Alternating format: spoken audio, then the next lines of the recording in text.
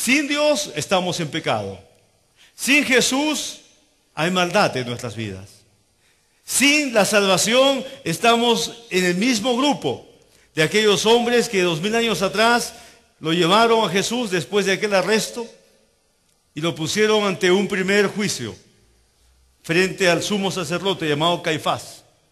Y dice la palabra en los evangelios que lo pusieron ante la autoridad religiosa. El Sanedrín judío se había reunido en una forma apurada para maquinar, para hilar pensamientos, cómo presentar cargos contra Jesús para que fuera acusado y después sentenciado.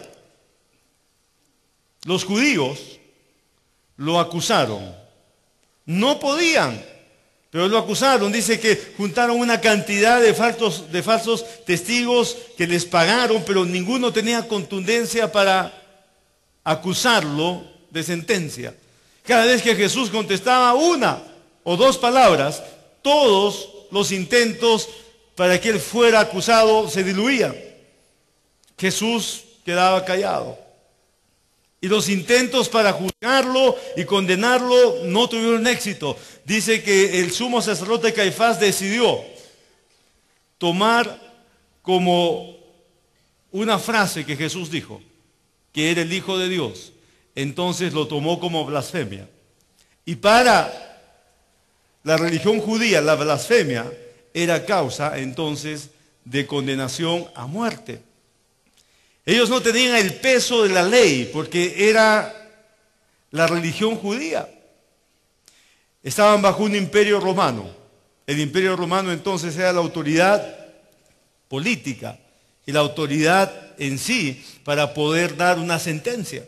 Por eso al día siguiente lo llevaron rápidamente ante Pilatos. Y le dijeron, aquí hay un sentenciado por nosotros, para que tú puedas sentenciarlo también por la ley romana y pueda ser ejecutado. Dice la palabra que cuando Pilatos gritó que ellos lo tenían y que podían proceder al castigo, no muchos eran condenados a muerte de cruz. Malhechores, asesinos, violadores, personas que habían sido muy dañinos en contra de la sociedad. Es más, el crucificado casi nunca era sepultado, enterrado.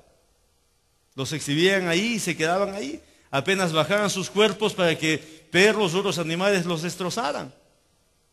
Jesús fue condenado a muerte de cruz. Eso significa que tenía un título de maldito. Las Pascuas no lo mencionan.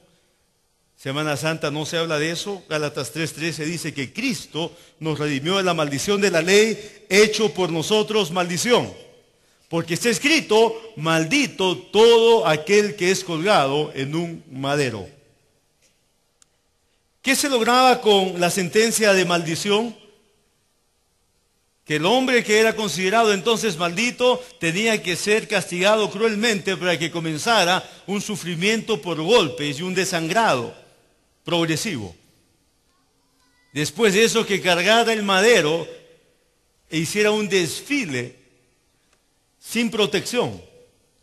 ¿Para qué? Para que la sociedad tuviera un poquito de oportunidad de devolver algo, aunque sea mínimo, de lo que este hombre maldito había hecho. Los dos que estaban al lado de Jesús, aparentemente para la ley, calificaban para esta muerte. Los hombres caminaban entonces en el desfile y la gente podía escupirlos, podía arrancarles el cabello. A Jesús le habían arrancado la barba antes de ese desfile. Podían desvestirlos, podían tocarlos, podían hacer cualquier cosa con ellos, porque estaban sentenciados como malditos a morir por muerte y muerte de cruz. No había otra forma de que Dios nos declarara inocentes si primero no nos justificaba, si primero alguien no se ponía en nuestro lugar. ¿Por qué? Porque maldad había. ¿Por qué? Porque pecado había. ¿Por qué? Porque injusticia había. Y dice la palabra entonces que para eso fue enviado Jesús. Por eso no abrió su boca. Cuando lo condenaron no abrió su boca. Al inicio contestó una o dos veces y cuando él contestaba, los otros se diluían en sus intentos de condenarlo. Así que al final decidió no abrir su boca. En la cruz dijo, consumado es. Él dijo, he completado, está terminado, mi obra ha sido concluida. Él llevó nuestras culpas, Él llevó nuestra condenación, Él llevó la pena, la culpa y la condenación por el pecado. ¿Qué oportunidad espiritual Dios nos ha dejado? No es una oportunidad en la mente, tampoco es tan solo en el alma, es una oportunidad espiritual que Dios el Creador nos ha dado. Y está en la Biblia. La oportunidad es que todo aquel que recibe a Jesús es perdonado, es considerado inocente delante de Dios.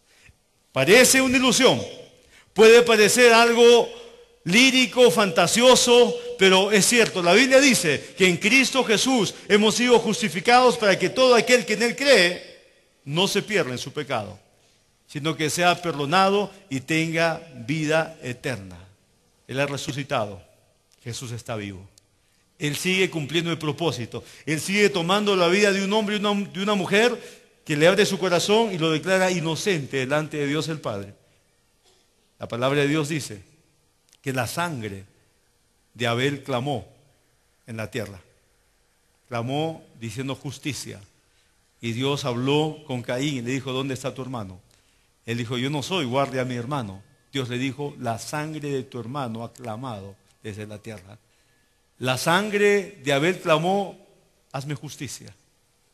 Hazme justicia. Me han matado, soy inocente. Y dice que la sangre de Abel clamó y Dios le escuchó.